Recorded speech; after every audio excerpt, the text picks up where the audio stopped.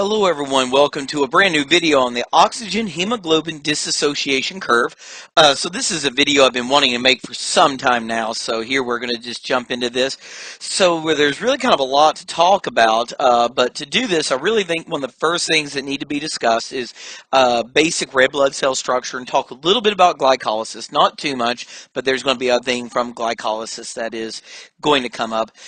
Talk about hemoglobin structure and the cooperativity of hemoglobin, a process that hemoglobin has, a property that hemoglobin has, that it does. And we're going to look at some of the factors that control the hemoglobin's oxygen affinity, things like the levels of carbon dioxide, the pH, the temperature, and the amount of a material, a byproduct here from cellular metabolism called 2,3-BPG or DPG. Now I'll get into that more in detail. Then lastly, I want to talk about fetal hemoglobin. So basically what I'm really going to start with is we said we were going to discuss basics of red blood cells kind of first, and one of those things we just want to basically say, if you looked at a red blood cell, you would notice that when you look at it from the side, it is thinner in the middle, bent like it was pushed inwards, and thicker on the outer edges.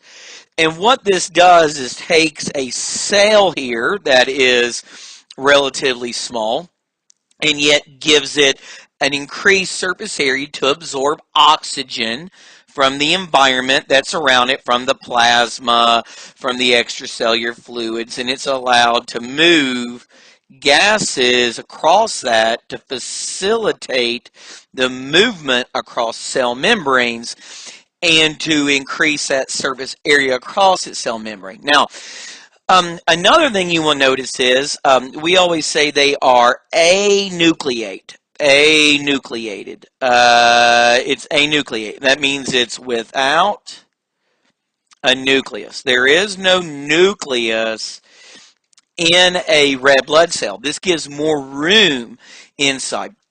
And not only that, why does it want more room? Well, this is basically a bag full of hemoglobin. And basically, you've got all this hemoglobin in there.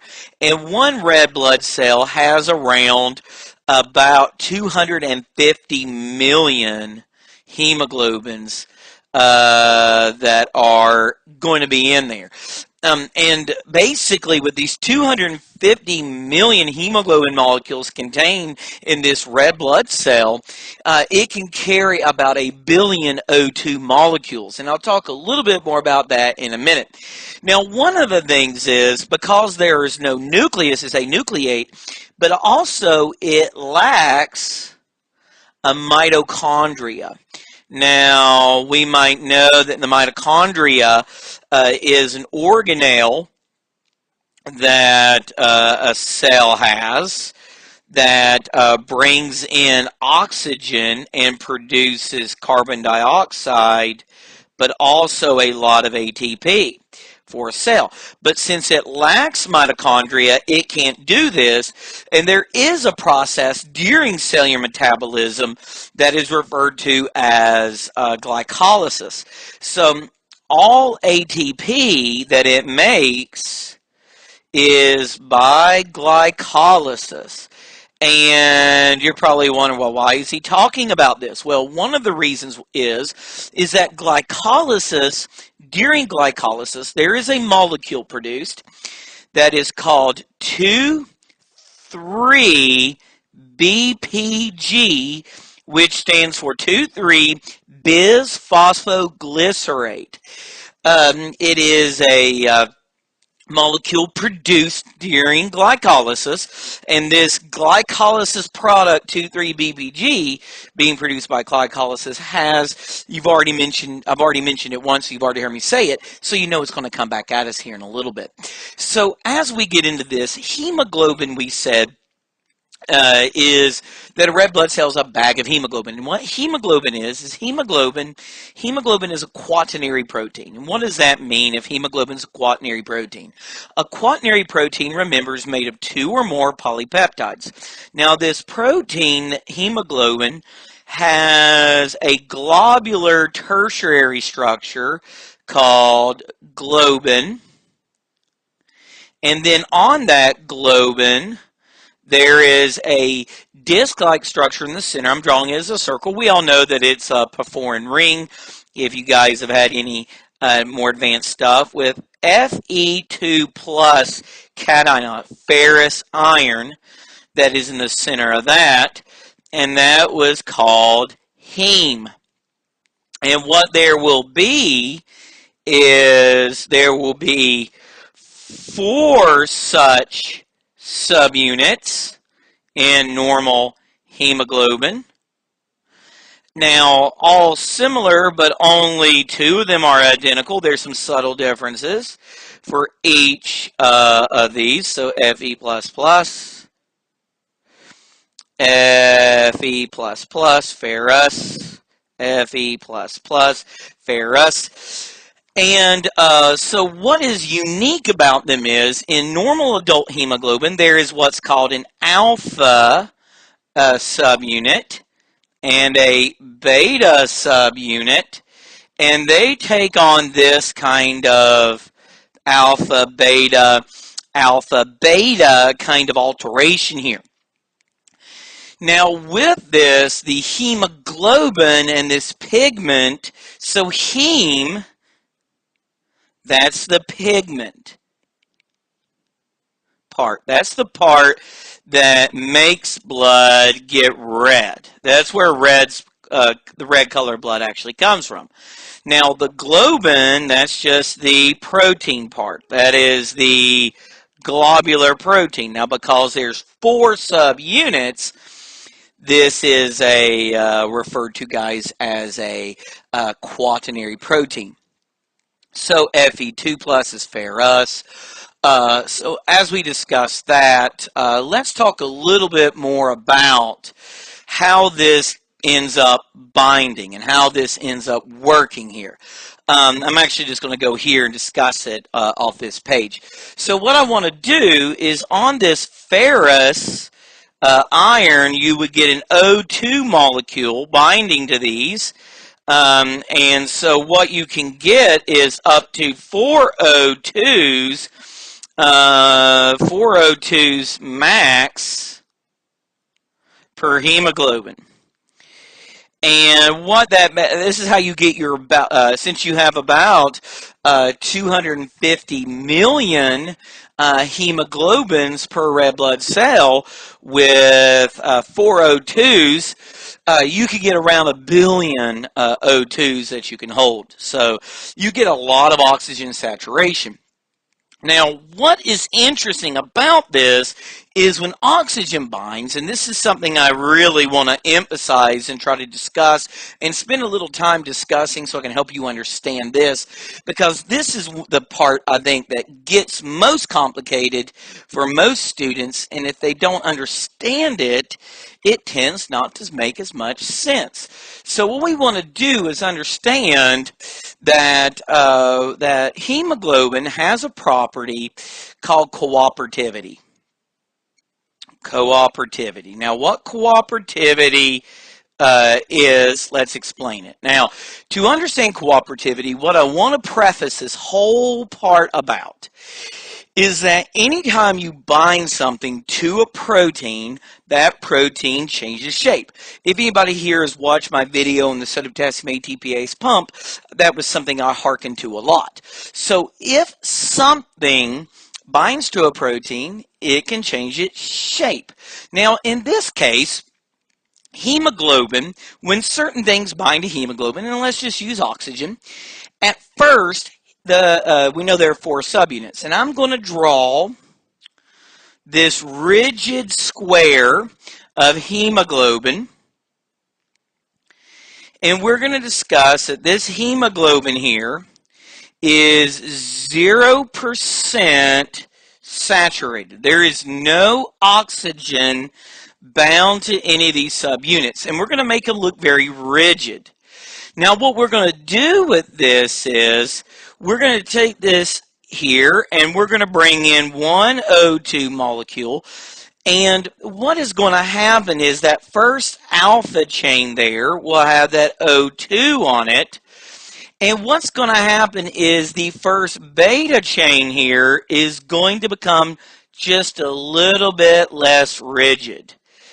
What is happening here is we are now making this beta chain, this beta part, a little bit more relaxed to go into and be able to bind to hemoglobin. Why is that? Well, hemoglobin subunits have two states. They have a T state called its tense state and an R state called its relaxed state. In the tense state, it is harder to put the oxygen on it.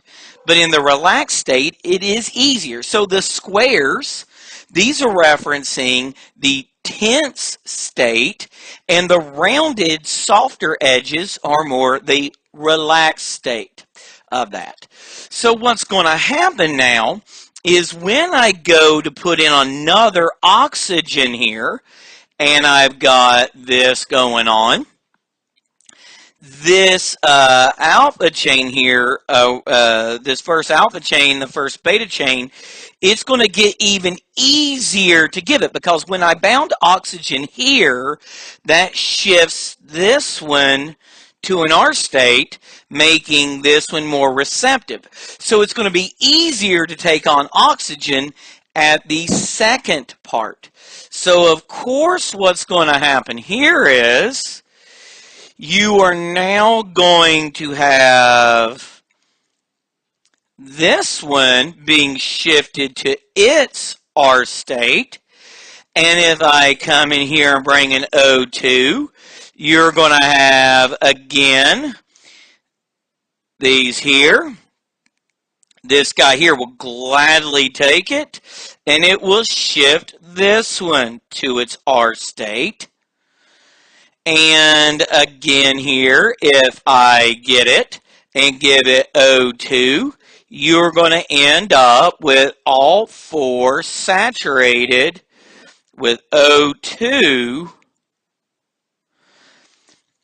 at 100% saturation level. So here, let's say I've got 75% saturation, 50% saturation, 25% saturation.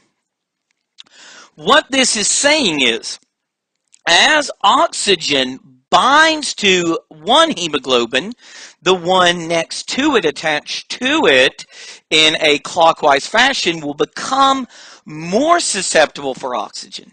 Now, this is cooperativity of hemoglobin. This is why we say that hemoglobin is the most flexible protein. Well, here's what's also kind of the thing. The easier it is to give oxygen to it, the easier it is to take away. And the harder it is to give oxygen to it, the harder it is to take away. Okay? So we're going to see that this shows us some very interesting, and it's this property here that creates the typical graph that you're familiar with if that you've studied in class. So this right here is going to create that graph for us if we understand this. Now, what we also want to understand is all the factors that regulate hemoglobin. Now, there are a lot of factors, regulating factors here, that affect hemoglobin's affinity for oxygen. So this affects how much affinity will it have. Now, one of these things will be if I either increase or decrease the carbon dioxide level. Well, now why is that? Well, we're going to talk about the next one, and I'm going to bring this right up there with it. Also, if I increase or decrease the pH. Now, here's what I want to stop and explain. When carbon dioxide reacts with water, and I'm going to have to write this down here, actually, so you could see it. When carbon dioxide reacts with water, H2O, This produces a reversible reaction in a dynamic equilibrium of H2CO3, carbonic acid. I'm going to abbreviate it Ca.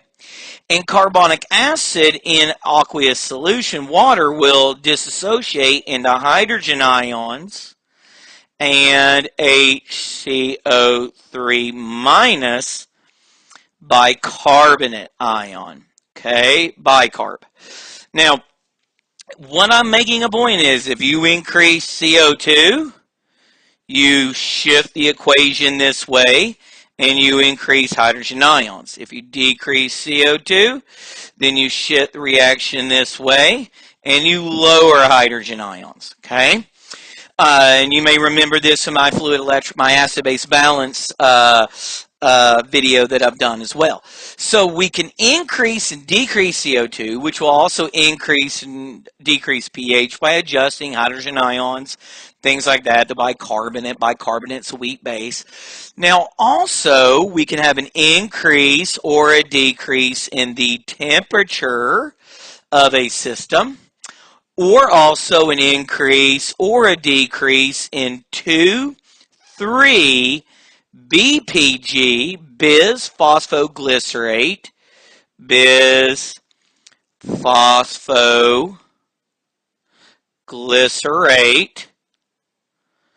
also called DPG, because an old name was diphosphoglycerate, but now we call it bisphosphoglycerate.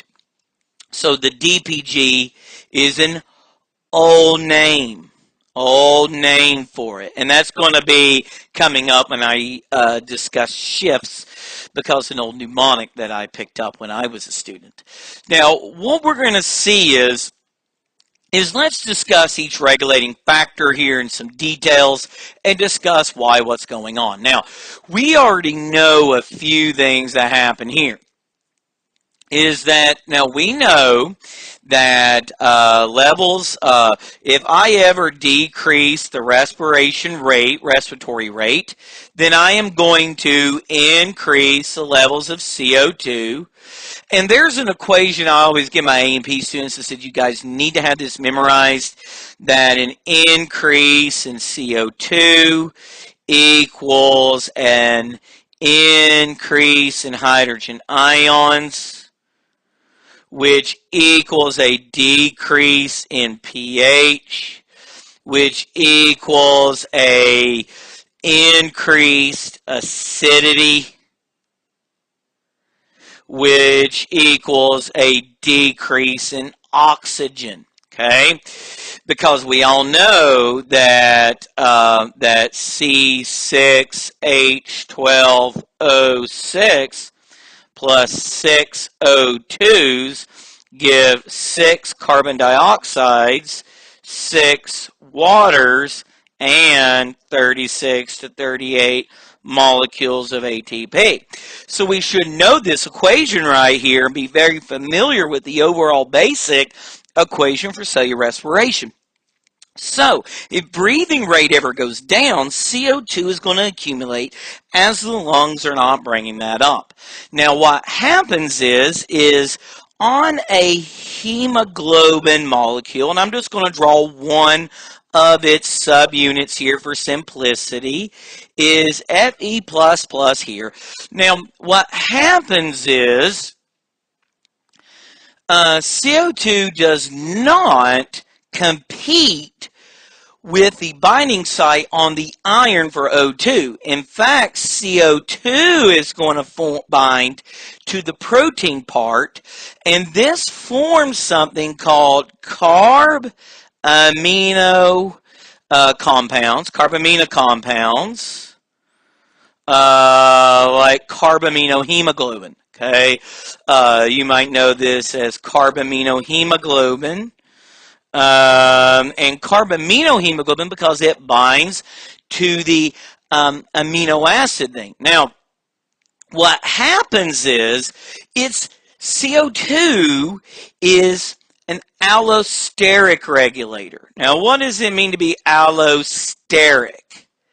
It's an allosteric regulator. Now, what do we mean by allosteric? We mean now, like with allosteric in an enzyme, instead of going to the enzyme's active site and block it, it goes somewhere else onto that, binds to it, and alters the active site, alters binding sites, either to make the binding site more favorable to interact with its intended molecule or less favorable. Now, in this case, what happens is when CO2 binds here, this favors the T state. And we know that T state has a decreased O2 affinity. So this means this reduces that ability for it to grab up oxygen. Now remember, if this is the first one, it's already hard enough to get oxygen on it. If you lower it even more, you're going to have a decrease in O2 saturation. So this decreases overall the O2 saturation of the blood, okay? So an increased CO2 reduces the affinity O2, okay? Then also what's going to happen is this also increases acidity. Now, at first you're like, well, this seems very bad, but think about it. When CO2 is low and this reduces the affinity, this will increase the O2 release when the body needs it. See, this is a mechanism that is actually highly adaptable, ensuring that I release O2 when body needs it the most. So it is, so what you're going to see, if you remember that, when O2 binds here and we form those carbamino compounds, this will favor the T state, decreasing O2 affinity, which will lower the oxygen saturation. Now, what we're also going to see is we want to follow that up with pH, which kind of goes hand in glove. And we also know that, now, what's going to happen here is, again, when you have hemoglobin here, and we have our Fe++, when you are increasing the amount of hydrogen ions, because now we know that they are produced here, and that pH low, when this will make a lowered pH, this also will result in a lowered O2 affinity, which we call the Bohr effect. This is your Bohr effect, okay? The Bohr effect, when these hydrogen ions, when they bind, this will favor the T state, okay, which is lower O2 affinity. And this is our Bohr effect, okay? Now, temperature. Now, temperature here. Now, temperature is interesting. See, what we're going to look at with temperature is, let's say we were to increase our temp. We're working out, our body's getting high in temperature. And what's going to happen is that this hemoglobin, Fe++, those coordinated covalent bonds that are formed there, it reduces the bond between an O2. So if I have an O2 here and I would want to bond it here, this bond, this coordinated covalent bond, is reduced. And it's not going to want to hold on. Okay, it's not going to want to hold on. It's going to want to let O2 go. Now, the other one that is extremely interesting and I've got to do something here. I noticed I left one page off when I was clicking, is 23BPG. So I'm actually going to erase this off right here just because I did not keep my, I didn't count my pages right, so I'm not going to redo all this stuff. All right, so what we want to talk about is 23BPG. So here we have ferrous, Fe++, and you produce this molecule called 2,3-BPG. Now, it is also allosteric or referred to as heteroallosteric.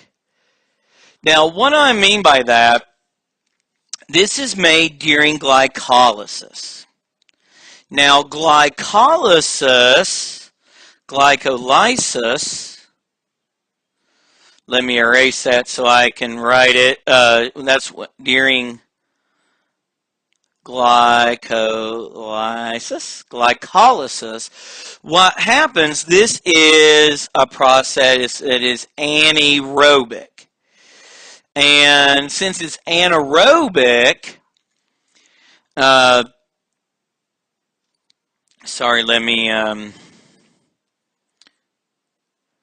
anaerobic, I cannot write today with this, so it's an anaerobic.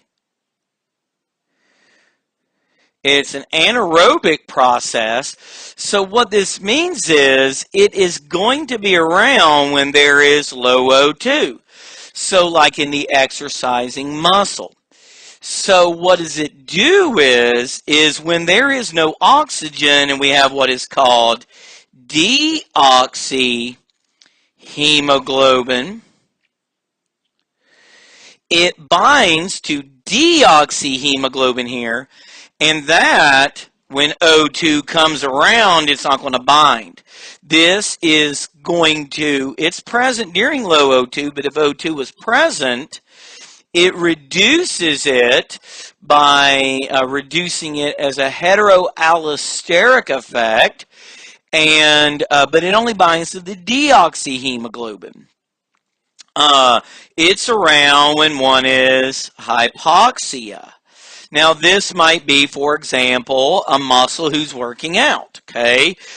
So, at first blush, this may not seem like, but also it's going to favor us in a low oxygen condition, okay? It's going to be working in also lowering the affinity, so it's going to cause some of these things to drop off any of the oxygens they do have to, because a lot of times you typically only drop off the hemoglobin that's hemoglobin. Normally, you only drop this one off. That's really, for much of your body, you only drop it off. So normally, your body only loses 25% of the hemoglobin throughout most of normal functioning. This can increase that. Okay, acting heteroallosterically. So what we're going to do is I'm going to leave this table here. And what I'm going to do is I'm going to, on the next thing, I'm going to draw the curve out, and I'm going to come back and fill this table up with you guys together. So what we want to do is go to this curve here, and to draw out the curve, what we want to do is to draw first the axes. So I'm going to draw two axes, and the first thing we're going to draw here is the partial pressure, the PO2, measured in millimeters of mercury of pressure. Now remember, in arterial blood, 100 is very high. We would have 0 here. Let's say we have 25, 50, and 75 millimeters of mercury. Okay, so this, so normally oxygen ranges around 40 to 100 millimeters of mercury throughout pressure throughout the entirety of the body. Then we're going to look at the amount of HbO2, oxyhemoglobin, the percentage. So again, let's go right here for 50%, 25%, 75%, and 100% hemoglobin saturation.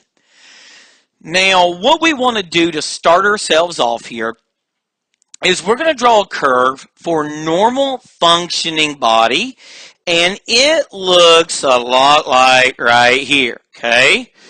That it is going to have this kind of curve, this logistic shape to it, and this is normal body function. Now, what is going on down here at the bottom? Near the bottom, this would be what's going on in the peripheral tissues. Okay, peripheral tissue. Up here at the very top will be what's going on in the lungs, especially up here.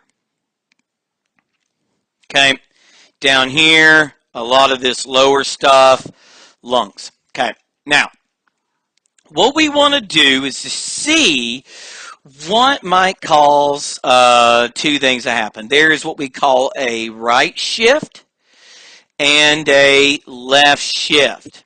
Now, the left shift and the right shift are depicting dramatic changes in O2 affinities. So let's start with a right shift, okay? Now, the right shift, what you're going to see in a right shift, oops, let me get that right over top of that. Okay, right shift, this is going to be, think about this as an exercising muscle. A muscle who is working hard. This references a decreased O2 saturation. Okay, so what might make this happen? Well, I want you guys to think about a military officer in training, and I want you to think they're called a cadet, and I want you to imagine an order you might give that cadet is cadet, face right. Cadet, face right. Cadet, face right. So that is saying it's a right shift. Cadet, face right. Now, what is C? This is the increase in the CO2 level. A, this is an increased acidity, acid. Because remember, when increased acidic environment always comes from an increased CO2. Remember, this is a reduced pH. This is a low pH. D is standing for, guys, an increase in 2, 3 BPG. You're like, what does that have to do with it? Remember, it was also called DPG, diphosphoglycerate. E, exercise. Exercise. And T is increased in temperature. So think about a muscle that is exercising. They're going to be hot, highly metabolically active. They get warm. They're consuming oxygen. They're producing CO2. So if you're exercising, you're going to be hot and acid. Okay? Now, the other thing that we saw, the opposite, would lead to a curve that looks like this, a left shift. Now, the left shift is the opposite. So this would mean that I have a decreased CO2 and decreased acid level, a decrease in 2,3 BPG. I know it's going to abbreviate BPG. We're not exercising in a decreased temp. Now, this would be relaxed body. This would be you're relaxing tissues during relaxation. Okay, your muscle is resting, it's not doing anything. This right here is indicating a highly increased O2 affinity, or O2 SAT. Now, so remember, cadet face right. Cadet face right. So, if CO2 levels were to increase and decrease. Now remember, if you increase CO2, cadet face right, we have a right shift. This one will be opposite as a left shift. Remember, when CO2 goes up, pH goes down. pH goes down, so that's a right shift. If pH goes up, that's a left shift. Temperature. If temperature goes up, right shift, because that's exercising. If temperature goes down, that's a left shift. 2,3 BPG, if it goes up, the body is hypoxic, the body has consumed oxygen, it's exercising. It is a right shift. And if 2,3 BPG goes down, that's a left shift. Okay? So one of the easy ways to remember the right shift for a right shift is the easy one. For a right shift, just remember, cadet, carbon dioxide, acidity, DPG, exercise, and increase in temperature, face right. And I hope it makes sense why it is that now. Now, the one thing I do want to talk about here that's also very interesting is fetal hemoglobin. Now, I did a video not too long ago where I discussed the blood flow, fetal circulation. And fetal circulation is kind of interesting, is because the fetal blood is, it's arterial blood in a fetus, is actually a mix of oxygenated versus deoxygenated blood. And yet, the baby is doing very well, growing and metabolizing. And how is all this happening? Well, this is because of fetal hemoglobin. Now, what I want to do is about fetal hemoglobin really quickly before I actually draw it on the curve. Now, fetal hemoglobin is very different to normal adult hemoglobin. Now, we may already know that. Now, first things first, fetal hemoglobin has an incredibly higher O2 affinity over that of adult normal hemoglobin. Now, so it structures very different. Now, fetal hemoglobin, HbF, here is unique. Now, what is unique about it is this. When we look at its quaternary structure, remember that normal adult hemoglobin has 2 alphas and 2 beta subunits. That is not going to be the case for fetal hemoglobin. In fact, fetal hemoglobin, we have alpha, we have alphas, but we also have gamma subunits.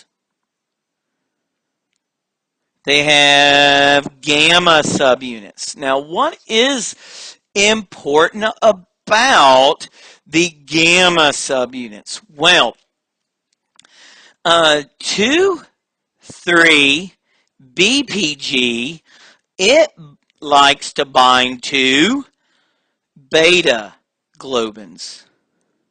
That's who it likes, is the betas. Guess who it doesn't like? It does not like gamma globin. It doesn't like the gamma globins. It doesn't like it. It's like, no, get me away from that. I don't want it. I can't bind to that. So it cannot act as a heteroallosteric regulator. Okay? So what does that mean? Well, the reason why we do this is that in fetus, fetal blood has a very low PO2 because, remember, it is mixed blood. Its partial pressure of oxygen is considerably lower. And in the placenta, there is a lot of 2,3-BBG, and it binds to only beta chains and not the gamma chains. So the mother will release a lot of O2 at the placenta, and the fetal hemoglobin can take it up. Why? At placenta, the high BPG will just cause you to dump out all of your O2 from the mother's hemoglobin here. She'll dump it out, and the baby's hemoglobin will take it up with strong affinity because that gamma globin that it has is not affected. So what you would see is in the presence of 2,3-BPG, adult hemoglobin is at best 50% reduced. But remember, with cooperativity, if the first alpha, if this one doesn't get the oxygen, if this was a beta, it wouldn't get it. And this one here certainly wouldn't get it. And this one here, no way, because it gets easier as you add it. Okay? So, if I were to look at fetal hemoglobin, you would see a shift like this. Extremely massive left shift, a very high affinity. Now this one is the fetal hemoglobin. And that's because of the gamma globin that cannot interact with 2,3-BPG. So, I hope this video helped this process make sense, that helped you guys to understand this concept, a very difficult to understand concept for most students in a biochemistry or physiology course in many programs. And I hope it made it understandable and that you would draw along with me and go back and watch it and listen to what I have to say about it. But guys, this concludes my video on the oxygen hemoglobin association curve or dissociation curve. And however you like to look at it, same thing. But thank you so much for watching. Don't forget to comment, like, and subscribe. Let me know what you'd like to see in future videos. And as always, thanks for watching.